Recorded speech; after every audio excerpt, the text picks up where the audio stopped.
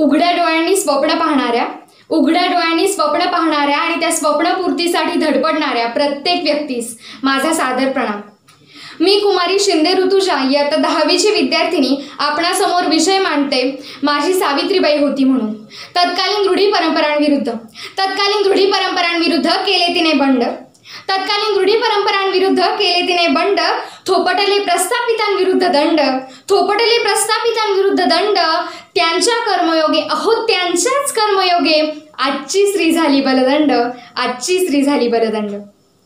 रवींद्रनाथ टागोरांच्या प्रतिभेला पंख देणारी नलिनी असेल किंवा अनाथ बालकाश्रमाचे काम पुढे नेणाऱ्या काशीबाई नवले असतील, आपल्या पतीच्या कार्यात मोलाची साथ देणाऱ्या लक्ष्मीबाई पाटील असतील किंवा गोरगरिबांच्या शिक्षणासाठी स्वतःला झोकून देणाऱ्या अणुताई वाघ असतील। इतिहासाच्या मंचावर उमटणारा कर्तृत्ववान स्त्रियांचा पदन्यास, त्यांचा स्वर, त्यांचे शब्द यांचे ऋण आपल्या वर्तमानावरच नव्हे तर भविष्यावरही आहे।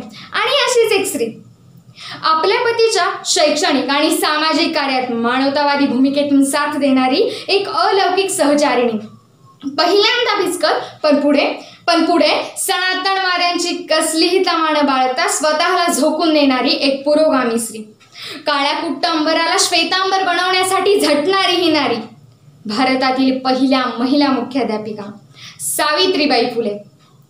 न कळत्या वयात म्हणजेच वयाच्या केवळ 9व्या वर्षी लग्न करून सासरी आलेल्या सावित्रीने स्वतःसोबत ख्रिश्चन मिशनऱ्यांनी दिलेले एक पुस्तकही घेऊन आल्या आणि हेच पुस्तक पुढे या शिक्षण क्रांतीचे महत्त्वाचे साधन ठरले।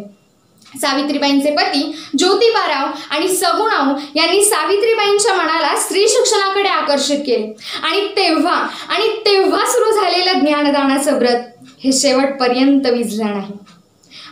पण हे व्रत काही निर्विघ्न पार पडलं नाही हो।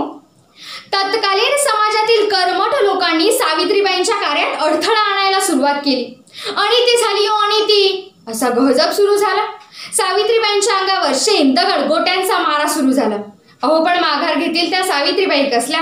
उलट माझी सावित्रीच त्या संकटांना आव्हान देत होती। रोज गिरकर भी मुकम्मल खड़ी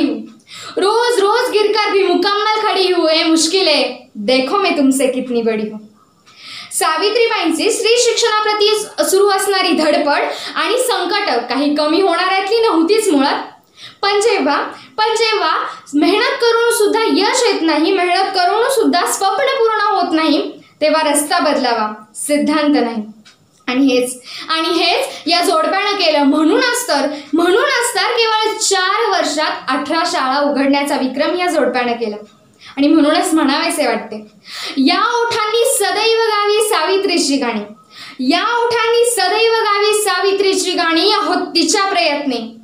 तिच्याच प्रयत्ने आम्हाला भली अमृताची वाणी। सावित्रीबाई फुले यांच्या पहिल्या शिष्या मुक्ता साळवे आणि इतर 6 मुलींना घेऊन भिडेवाड्यात सुरू झालेलं स्त्री शिक्षणाचं वादळ हे अवघ्या देशभरात पोहोचलं।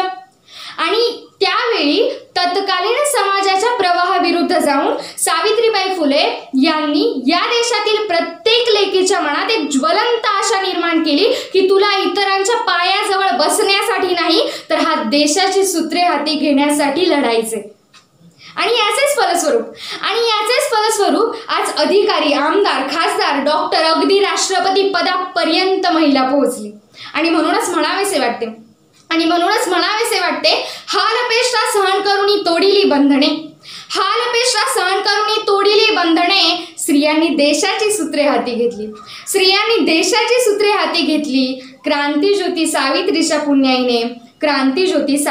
पुण्याईने आज मी इथे उभी राहून अगदी निर्भीडपणे बोलत आहे। माझ्यासारखीच प्रत्येक सावित्रीची लेक स्वप्न पाहत आहे आणि त्या स्वप्नपूर्तीसाठी धडपड करत आहे। कारण या डोळ्यांना स्वप्न पाहण्याचा दृष्टिकोन मला या सावित्रीनंच दिला। म्हणूनच अशा सावित्रीबाई फुले यांच्या प्रतिमेस माझे कोटी प्रणाम। शेवटी जाता एवढेच म्हणावेसे वाटते, सावित्रीच्या लेकी आम्ही शिकुणी मोठ्या होऊ, उंच गगन भरारी घेऊ, या आभाळात उंच गगन भरारी घेऊ। धन्यवाद। जय हिंद, जय कर्मवीर।